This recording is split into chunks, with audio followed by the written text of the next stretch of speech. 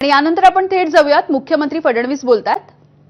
महानगरपालिका, जिल्हा परिषदा, नगरपालिका, नगरपंचायती याच्या निवडणुका आहेत। त्या निवडणुकीच्या निमित्ताने आढावा घेण्याकरता या बैठका लावण्यात आलेल्या आहेत।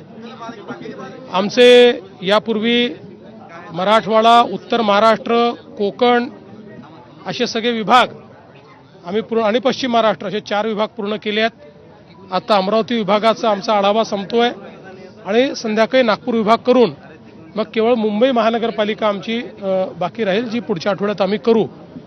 एकूणच कार्यकर्त्यांची मानसिकता आणि तयारी चांगली आहे। निवडणुकीकरता पूर्णपणे त्या ठिकाणी आपलं जी काही यंत्रणा म्हणून पार्टी सज्ज आहे आणि त्यांना एक दिशानिर्देश देऊन कशा प्रकारे या निवडणुका करायच्या असा आमचा प्रयत्न आहे। युतीच्या संदर्भातही आम्ही जे काही अधिकार आहेत ते खाली देतो आहोत, पण साधारणपणे जिथे जिथे शक्य आहे तिथे युती केली पाहिजे अशा प्रकारचे निर्देश दिलेले आहेत। आणि एखाद्या ठिकाणी युती झाली नाही तरी मित्रपक्षावर टीका करू नये अशा प्रकारचे निर्देश हे त्या ठिकाणी दिलेले आहेत। मला असं वाटतं की महायुती म्हणून या निवडणुकीमध्ये चांगलं यश आमच्या तिन्ही पक्षांना मिळेल।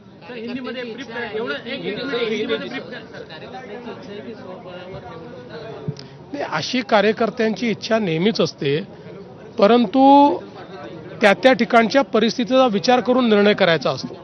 केवळ सगळ्यांना निवडणूक लढता यावी एवढ्यापुरतं आपल्याला अशा प्रकारचा निर्णय घेता येत नाही। त्यामुळे जिथे शक्य आहे तिथे युती केली पाहिजे, जिथे नाही आहे तिथे समोरासमोर लढू। तमिळनाडूमध्ये प्रियांक खरगेंनी मुख्यमंत्र्यांना पत्र दिले की आरएसएसवर बंदी घाला म्हणून। कर्नाटकचे हे जे प्रियांक खरगे आहेत हे प्रसिद्धी करता असल्या गोष्टी करत असतात। त्यांना काही स्टँडिंग नाही, वडिलांच्या भरोश्यावर राजकारण करणारे ते आहेत। त्यांना एवढंच मी सांगू इच्छितो, यापूर्वी अनेक वेळा संघावर बंदी घालण्याचा प्रयत्न झाला, नव्हे तर बंदी घातली। ज्या इंदिराजींनी संघावर बंदी घातली त्यांना सत्तेहून पायउतार व्हावं लागलं।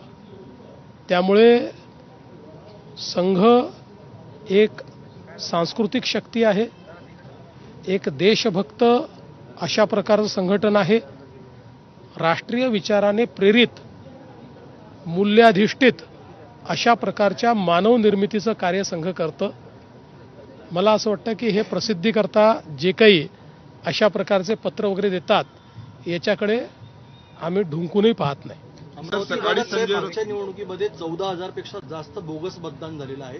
लिपिक, चपरासी, इव्हन स्कूल बस चालक सुद्धा यांना सुद्धा मतदार यादीत समाविष्ट कशात कुठल्या यामध्ये एक अशा प्रकारची तक्रार ही आमच्याकडे आलेली आहे आणि आमच्या लोकांनीही ती तक्रार त्या ठिकाणी निवडणूक आयोगाकडे दिली आहे। यावेळेस आम्ही पूर्णपणे लक्ष ठेवून आहोत की अशा प्रकारे कुठल्याही परिस्थितीत असे खोटे मतं नोंदवून कोणाला त्या ठिकाणी निवडणूक लढता येऊ नये। सकाळी संजय राऊत म्हणाले होते की काँग्रेसला सोबत घेण्याची राज ठाकरेंची इच्छा ते कोण आहेत?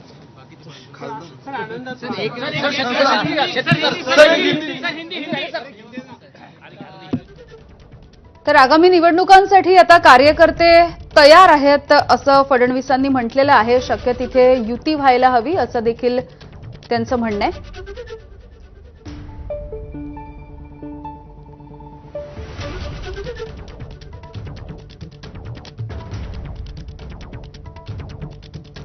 पुढची बातमी